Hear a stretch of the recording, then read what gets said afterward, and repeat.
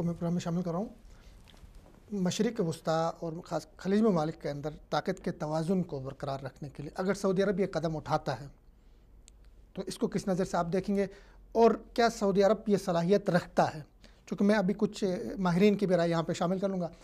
کیا سعودی عرب اس بات کی طاقت رکھتا ہے, یہ صلاحیت رکھتا ہے مستقبل میں ایٹمی طاقت بنائے؟ بہت نوازش جناب فردوس جمال صاحب اپنے پروگرام میں شریک ہونے کا اور کچھ گفت و شنید کرنے کا موقع عنایت فرمایا. دیکھیں, ایٹمی ریئیکٹر بنانا یہ کوئی بڑی بات نہیں ہے. سعودیہ سے پہلے امارات دبئی کے اندر ایٹمی ریئیکٹرز کام کر رہے ہیں اور اس سے توانائی کا حصول ہو رہا ہے, اور اپنے ملک کو آگے لے کے جانا بہت اچھی بات ہے. ایٹمی ریئیکٹر یا ایٹمی ٹیکنالوجی جب کسی ملک میں آتی ہے تو وہاں پر بہت زیادہ آپ سمجھ لیں کہ اصلاحات کے دروازے کھلتے ہیں, وہاں پر ٹیکنالوجی کے دروازے کھلتے ہیں, اسٹوڈنٹس کو ریسرچ کرنے کا موقع ملتا ہے, ریسرچ اینڈ ڈیولپمنٹ ہوتی ہے, وہ قوم آگے جاتی ہے. سعودی عرب کا جو ویژن ہے 2013 کا, اس کے مطابق سعودی عرب بہت ساری ترقیاتی کاموں کے اندر وہ پیش قدمی کرنا چاہتا ہے. اس کا ایک باب ہے یہ ایٹمی ریئیکٹرز کا افتتاح ہونا. ایٹمی ریئیکٹرز کے اندر آپ نے ایک بات کی ہے کہ کیا سعودی عرب یہ صلاحیت رکھتا ہے کہ وہ ایٹم بم بنا سکتا ہے یا نہیں بنا سکتا. تو اس کے لیے ہمیں اس پورے میکانزم کو سمجھنے کی ضرورت ہے کہ یہ پورا ریئیکٹر جو ہوتا ہے یا پورا آپ سمجھ لیں کہ یورینیم جو ہے وہ کس طرح کام کر رہا ہوتا ہے. بیسیکلی یورینیم ایک قدرتی ذرائع سے حاصل ہوتا ہے. جب آپ اس کو ذرائع سے حاصل کرتے ہیں اس کے بعد ایک پورا پروسیس ہوتا ہے جس کے ذریعے سے آپ کو یورینیم کو گزارتے ہیں.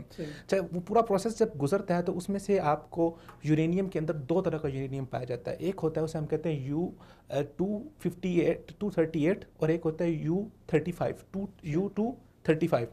اچھا, اب اس خالص یورینیم کے اندر سے ان دونوں یورینیمز کو جدا کرنا اصل مسئلہ یہ ہے, کیونکہ یورینیم تو بہت سارے ممالک کے اندر پایا جاتا ہے. آپ یورینیم حاصل کرو, اس کے بعد آپ ایٹم بم بنا لیں یا آپ اس کو اپنی توانائی کے بحران کے لیے آپ اس کو زیر سامان لے کے بات کی. جوہری جو ان کے سعودی عربیہ کی جوہری سکیموں کے جو وہ ہے ہاشم یمانی صاحب, جی انہوں نے سال پہلے اس حوالے سے انہوں نے ایک اسٹیٹمنٹ دیا تھا کہ سعودی عرب یورینیم جو ہے وہ نکالے گا.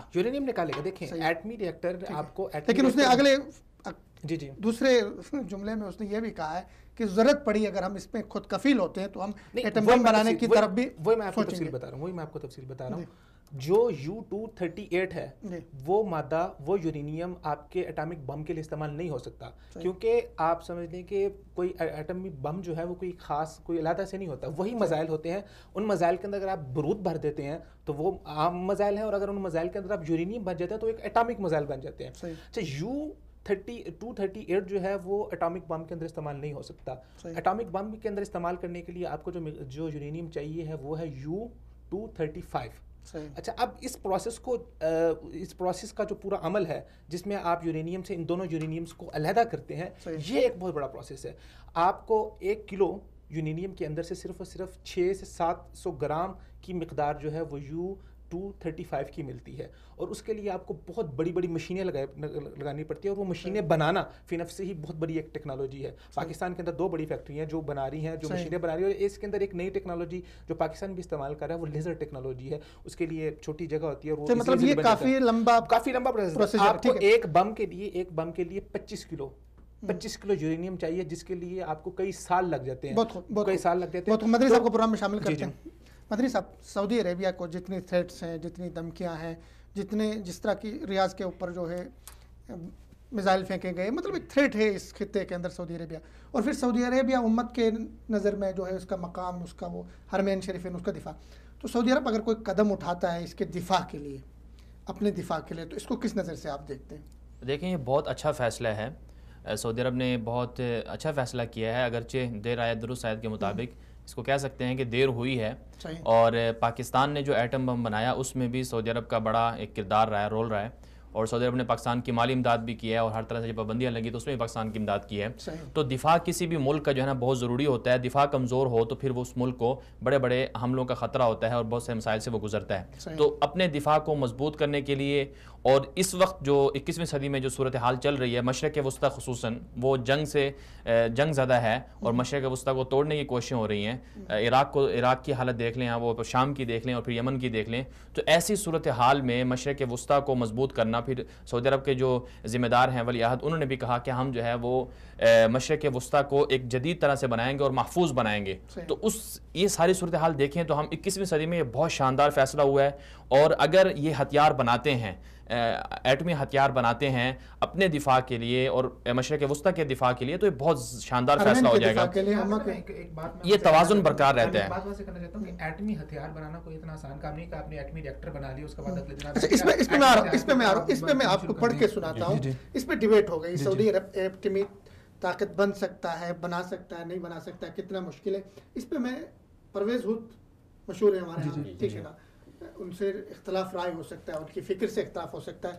ان کا کہنا یہ ہے کہ سعودی عرب پاکستان کی مدد سے بنا سکتا ہے۔ ان کا ایک آرٹیکل جو ہے چھپا تھا 2013 میں، اس آرٹیکل کا نام تھا بم ایران، سعودی عربیہ اور پاکستان۔ اس میں وہ لکھتے ہیں کہ سعودی عرب اپنی اس کے جو ضروریات ہے اس کو بنانے کے راستے میں وہ پاکستان کو لے کے وہ پورا کر سکتا ہے۔ اور دوسرے ایک جیفری لیوز ہیں جو مغرب کے ہیں، بہت بڑے اس فیلڈ میں ماہر ہیں، وہ ایک سے ڈیبیٹ کر رہے ہیں، دوسرے ایک فرید نام کے، جو وہ کہتے ہیں سعودی عرب نہیں بنا سکتا ہے۔ تو وہ ان کے میں سٹیٹمنٹ پڑھتا ہوں، وہ کہہ رہے ہیں سعودی عرب جب چاہے ایٹم بم بنا سکتا ہے۔ آپ کیوں سمجھتے ہیں کہ ایک غیر یورپی ملک کے لیے 70 سالہ پرانی ٹیکنالوجی حاصل کرنا مشکل ہے؟ لوکل سائنسدانوں کی عدم فراہمی پر وہ کہتے ہیں کہ شاید آپ نے king Abdullah city for atomic energy کو نہیں دیکھا ہے۔